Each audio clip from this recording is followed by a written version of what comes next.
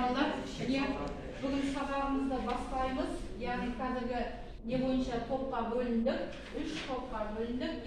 Бірінші топ, екінші топ, үшінші топ. Яғни атауы жоқ, 1, 2, 3 топ деп қарастырамыз. Ал енді балалар, біз өткен тақырыпта дененің еркін түсуі үдеуін қарастырған едік. Бүгін екінші сабағы, соған байланысты ары қарай сабағымызды жалғастырамыз.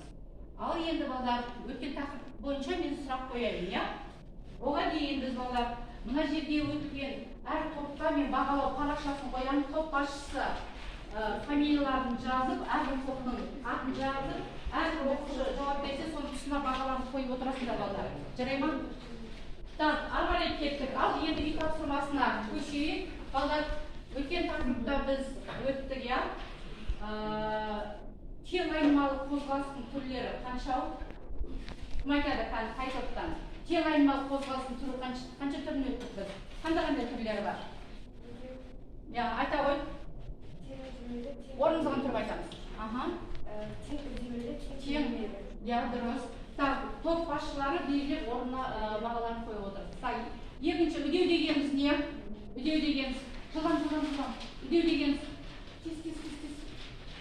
Үдеу дегеніміз айта ғой. Тез. Үдеуде жылдамдықтың өзгеруі тоқсандығын сипаттайтын шама. Үдеудің өлшем бірлігін кім айтады? Кәні? Үдеудің өлшем бірлігін айта ғой. Үдеудің өлшем бірлігі? Үдеудің өлшем бірлігі метр секунд квадрат. Метр бөлінген секунд квадрат. Ал формуласы қандай? Үдеу формуласы? А тең В минус В0-дің бөлінген Т. Т қатынас, Үдеудің өлшем бірлігі не болсын мен? Үдеудің өлшем бірлігі? Метр бөлінген секунд. Метр бөлінген секунд. Дұрыс отыра ғой. Ал енді тең айнымалы қозғалыстың жылдамдығының формуласы. Жылдамдығы. Кім айтады екен? Айта ғой. В тең В0 плюс-минус АТ. Неге плюс-минус? Кемімелі және Қандай үдемелі, кеммен және үдемелі. Ал енді тең айнымалы қозғалыстың орналастыру формуласы. Тоғжан тұрыңыз. S тең V0 Т плюс-минус АТ квадрат бөлінген екі. Дұрыс, Ал енді уақыт жоқ кезде орналастыру формуласы. Мына қатардан айта ғой.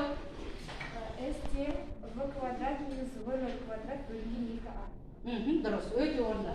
Ал енді балалар, біз екінші өткен тақырыптар бойынша енді